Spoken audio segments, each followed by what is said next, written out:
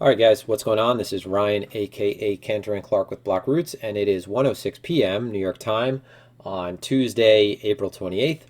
So before we get into it, just as a reminder, as long as you are subscribed to the YouTube channel, if you leave a comment below, you'll be automatically entered in to win $100 in Bitcoin. Now, the only stipulation is that you're a subscriber. So we check to make sure that the participants qualify under that, and then we enter you in to win, and it's a random winner generator. So it's not a contest, it's more like a lottery. So we're going to announce the winner from this video and 2 videos from now.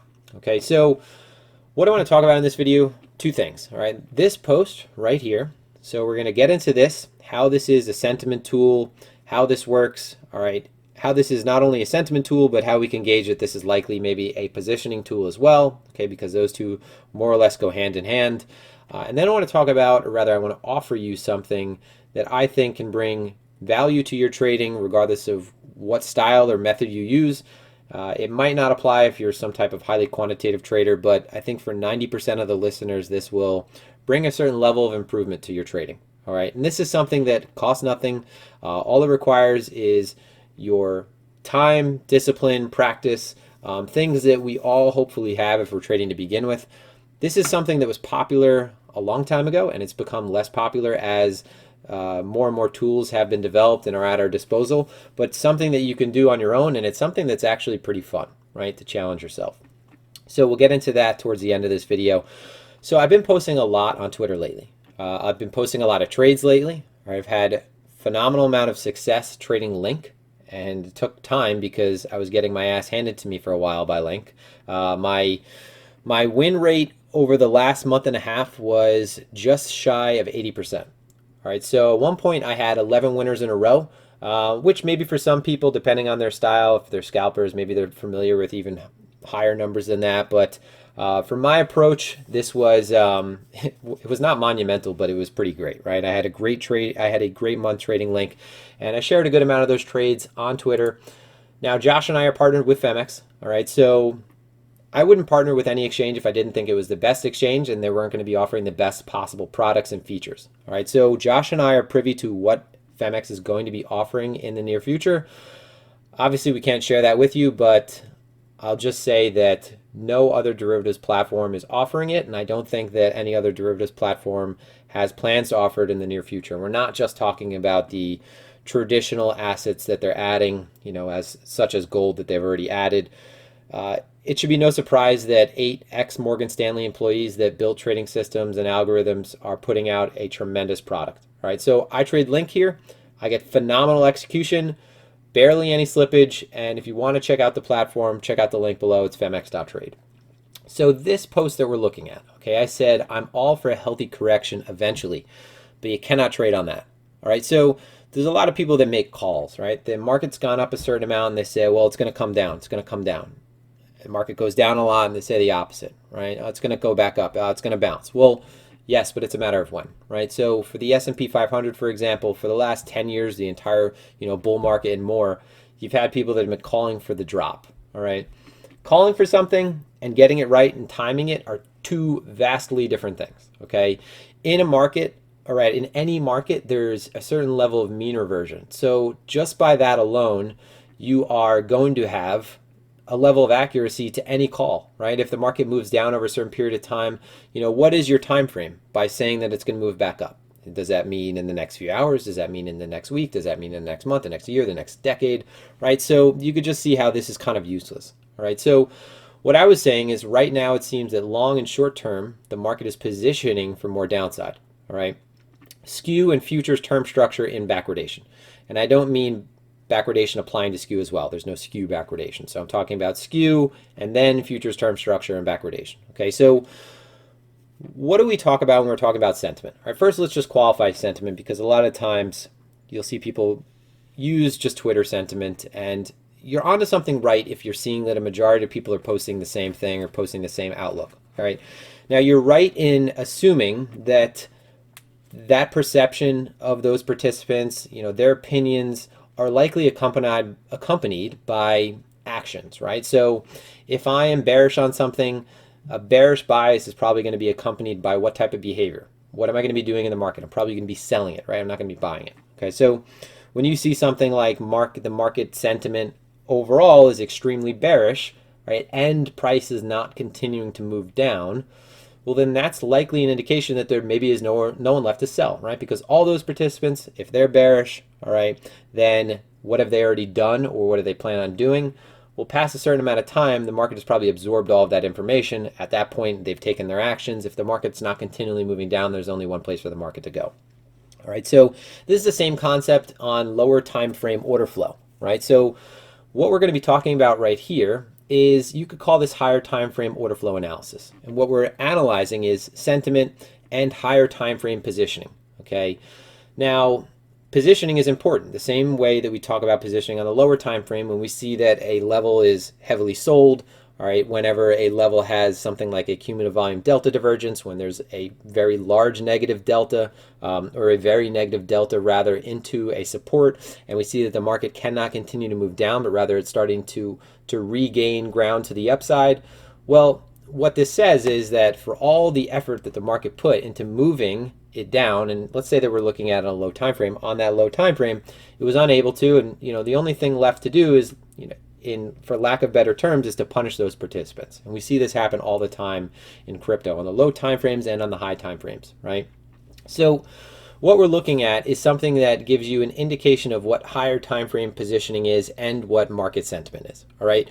And it's actually because futures in crypto are not the same as they are in traditional markets. All right, so we're talking about linear futures contracts. So first things, I want to get into what we're looking at right here, what I'm looking at, all right, and how this works. Okay, so this is my skew platform. All right, so I have my client ID name up here blurred out, as you can see. But Skew, they have a retail platform. They offer institutional access. So this is my professional access to the platform. And what you can see is I have my custom dashboard up. So I have my BitMEX open interest. I have 25 Delta Skew, which is from options. And then I have Bitcoin basis versus spot, right? So this is future basis versus spot. So what I'm looking at right here is I'm going to be seeing if the market is in contango or backwardation. And yesterday when I shared, all right, it was in contango. Rather, it was in backwardation, all right? And now it's beginning to shift, right? It was a very gradual backwardation, a very subtle backwardation, nothing too extreme like we saw towards the bottom, all right? So we're going to be talking about futures basis. We're going to be talking about 25 Delta Skew, and then we're going to get into that tool, all right? So what do we have with 25 Delta Skew? Okay, so we haven't really gone into options in depth, all right? Options are something that I'd say are reserved to the hyper-genius Laputians. If you've ever read Gulliver's Travels, just total cerebral brained, I can't even use proper adjectives to get this out. There are people that marginalize options trading into, they reduce it to just punting, long calls, and long puts. There is a level of complexity to options that I can't even get into. But the 25 Delta Skew, what this says, all right, when the skew is positive, all right, so all skews are now positive, right? So a lot of the times when you see sort of short-term sentiment being bearish or bullish, you'll see that the longer dated skews, such as the 3 months or the 6 months, and options expiries in crypto on Deribit are very short, right? So in traditional markets, you have options expiries that go very far out. You don't have that in crypto yet, all right? The market doesn't have a lot of depth to it yet. It's not as elaborate as it likely will be in the near future, or rather, hopefully in the near future. But a lot of the times you'll see that short-dated skew will deviate from long-dated skew. But what we have now is we have long-dated skew and short-dated skew positive. And what this means is that implied volatility, right? Call implied volatility is much lower than put implied volatility, all right? What this says is that the market is placing fear to the downside, all right? And this is a normal skew for equities, all right, where markets grind upward and then they crash downward, and you see downward protection is bought through the use of puts against the S&P 500. And the S&P 500, it might represent an indice, but it is the world's hedging mechanism. It absorbs more optionality than anything else, right? So when we see that 25 Delta Skew across the board, across all expiries is positive, what that says is that a lot of participants are buying downside protection, all right?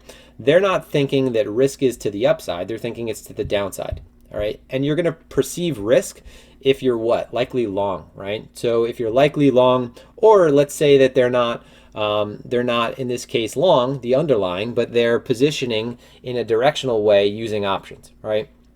a majority of the market right now using options, or rather what the market is telling us, the 25 delta skew is telling us rather, is that anticipation is for a downside movement rather than for the upside. All right. If we saw this flipped, if we saw skew was negative, it might be an implication that call buying, right, or call implied volatility was higher than put implied volatility, and this would, maybe indicate that call buyers are overweight, right, or call buyers are speculating on higher prices. Okay, so what we're seeing right now is that all values across the board are positive. And normally what you'll see is that earlier on, if we're looking at this, okay, I didn't mean to say normally what you'll see, is that the long dated expiries, okay, and I say long dated, but it's just 3 months and 6 months, those have been for the most part negative, while the short dated has changed and been positive. Okay, and I would say that over the long period, the market has anticipated that going into the halving was going to be very bullish. Okay, so there was really no change in the sentiment for the long term until recently. Right, so now you see that it appears sentiment is changing just through something like this. Okay, if you're using 25 delta skew just for sentiment, you're starting to see that. Now, when we're looking at futures basis versus spot, all right, we're talking about backwardation versus contango. Okay, so I think this is best supplemented by me displaying some artistic talent. All right, so here is, let's say that here are futures term structure. Okay, rather here's futures term structure. So market in contango is, while let's say that this is the spot. A market in contango is essentially going to converge with the spot price, coming down the spot price. A market in backwardation is going to converge coming up to the spot price. But right now, okay, from current expiration, from month expiration, something like perpetual swaps, from something like spot, what you have in a market in backwardation is current month, all right, near-term expirations being higher than far-dated expirations. So front month being much greater than back month. Okay, so over the course of the term structure, so let's say that this is current month, and then this is, May, and then this is June. All right, what you're seeing is that prices are sloping down across the futures term structure. All right, and that this is an indication that if it's not used for hedging, that rather even if it is used for hedging, that the market is anticipating lower prices in the future. All right, now in traditional markets, contango is an indication of a healthy market, and you've probably seen a lot of talk about contango because we had ridiculous hyper contango with oil recently. But contango is an indication of a healthy market. It's a normal market, right? Because if you have, let's say that we're selling, something like corn, right? So we're selling corn, and this is the current spot price of corn. Okay, that's the current spot price of corn, and we're getting into a futures contract 12 months out. Well, this corn price is going to be higher because it's taking into consideration things like, this is a market in contango, by the way, because you have higher prices across the term structure. Just drawing the shape, right? I know this is a horrible drawing. This is taking into consideration things like storage, cost of carry, insurance, opportunity costs of not selling, obviously, at current prices. So Bitcoin term structure is not, you're not going to analyze it the same way you would if you were analyzing something like crude oil term structure. Okay, you don't have issues with supply, right? You don't have issues with delivery. So if you're trading crude oil, for example, let's say that crude oil output was anticipated to take a major hit and there was going to be some type of supply shock, you'd likely see the market go into backwardation, right? Because you'd see a ton of demand on those front months, and those front months and those back months begin to sell off, right? But we don't have that in Bitcoin. Okay, we don't have to worry about any of those sort of structural, mechanical things. So with Bitcoin, it is mostly a sentiment tool.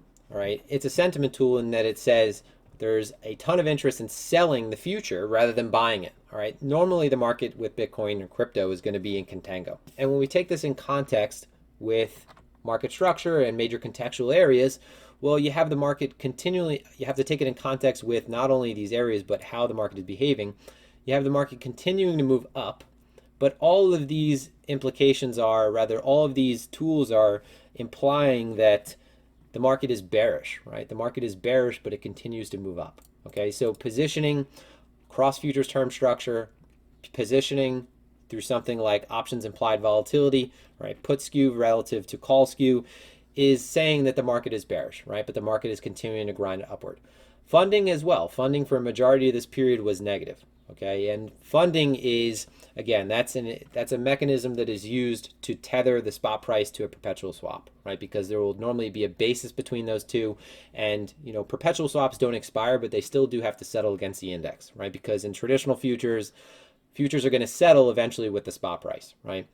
So we have all of these tools that these again are available on Skew that are showing us a market that is bearish, right? The market is bearish, but it is moving up. Okay, it is moving up, it's grinding up, and it's grinding up towards resistance, right? So that's why for me, this is the last line in the sand, all right? This is a major level that I neglected to point out recently. Okay, let's make this drawing tool a little smaller. Before all of this breakdown, these highs were likely going to be a heavy buying area because this would have looked like at that point sort of your inverse head and shoulders, right? It would have been the retest of this range. And if you're buying on the low time frames, this is the same operation that you're applying, right? If you are moving within a range and you break out and you move away from that range, where are you looking to rebuy? Likely back at the range high.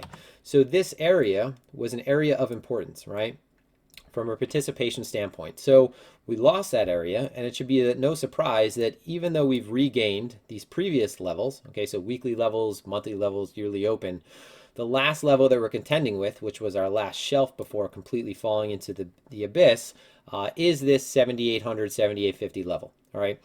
We have this major contextual level. We have all of these indications through the metrics that we just pointed out that the market is very bearish.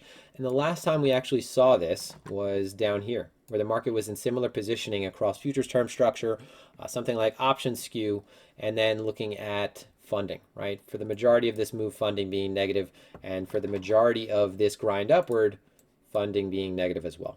Right, so just taking that into consideration, I think it poses some interesting insight. And again, if you want to learn more about this stuff, sign up to BlockRoots.com. We have roadmaps on this. And yeah, so let's get on to the tool that I think will be beneficial to your trading, right?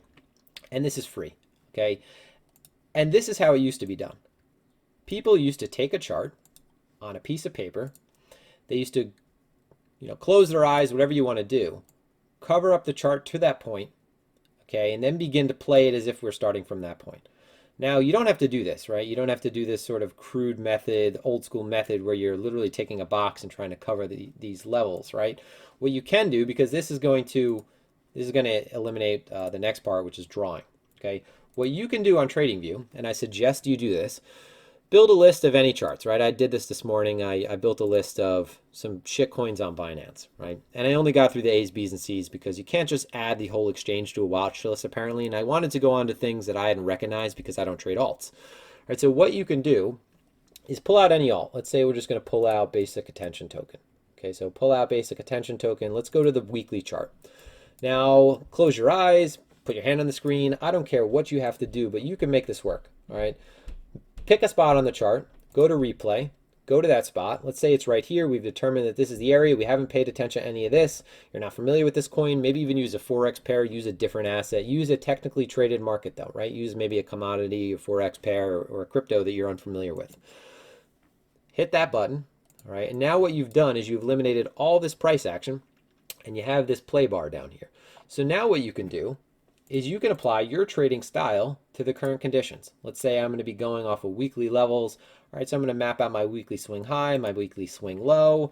All right, maybe I'll go to my daily structure at this point and find the more lower time frame sort of, these are daily levels, so they're not lower time frame.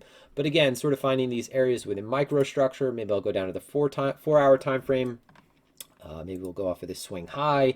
You get the idea. What I'm trying to do is map out market structure similar to maybe the way that a price action trader would. Okay, not, this is for the reason I said similar is because obviously I'm not following any type of specific methodology. I'm just doing this kind of haphazardly and randomly for you. So we have certain levels marked out, and now what you do is, let's say you're a lower time frame trader, or you are you're trading the 30-minute or the 4-hour chart. Now what you can do is you could begin to develop a game plan based on what you see right here. Okay, so currently what do we see right here? We're below an area of support. I don't want to buy this again until we're back above an area. So any type of narrative, any type of approach that you want to involve, right? And then what you can do is you could press play and see how this works out, right? Map out your positioning. So let's say, ooh, that would not have worked out. All right. Well, good thing that we didn't take that trade. So what you can do is, let's say that, just for argument's sake, let's back this up to this point, and let's say that you see this occurring, and let's go to the 4-hour. Okay, what you see is a lower high right here. Okay, a lower high right here. Here's your low. Yes, maintaining support, but now we're grinding at support. You can see how now I'm adjusting my narrative now that I saw this drop off. So we're grinding at support. It looks like it's going to fall off a ledge. All right, so maybe I'll define my risk above this high. All right, now what you do is you'll press play. Okay, you pick a target in advance, obviously. So I did not pick a target. Should have picked a target. But nevertheless, you see how this works, okay? Map out the levels that you're interested in, okay? Give yourself sort of a simulated, it's a sim trade essentially, but you don't have to wait for price action to actually play out for this to work to your benefit, right? So the benefit of using this is, if you're using a platform like a test net on one of the exchanges, you actually have to wait for price to come through your level or for that to transpire. But with this, you can just pick any level you want, begin to map out these areas. All right, so we'll pick, let's say we'll pick this level. Okay, pick this level, and now you'll say, all right, maybe your contingencies or maybe your requirements are that price loses a previous high or low. All right, and then you'll participate in the breakout. Right, so see, we'll press play. We obviously already know what happens, but you're going to target this high. Okay, so you've had all this drawn out. You're going to target this high. And you see how it works. And I just stuck my hand at the screen as if you guys were watching me. That's when you know the video's time to end. So that's that, guys. Use this tool, all right? It's neglected. It's something that, it's fun to practice, right? Go through Bitcoin. Go through lower time frame price action. Go through any chart you want, but just practice, okay? Go down to the 30-minute chart. Map out a range. All right, see how, based on, even go back to some footprint charts if you want. See what the order flow was at the high and low of those ranges, okay? Or if it's easier, go to a chart that's a candle chart and using CVD divergence, look for those divergences. But again, cover up the following area of price action and look for things like absorption. Look for things like acceptance through a level, and then begin to set up sort of these hypothetical trades around that. So that's that, guys. Hopefully this has been informative. If you have any questions, always feel free to message myself or Josh on Twitter. But as always, exercise proper risk management and trade effectively.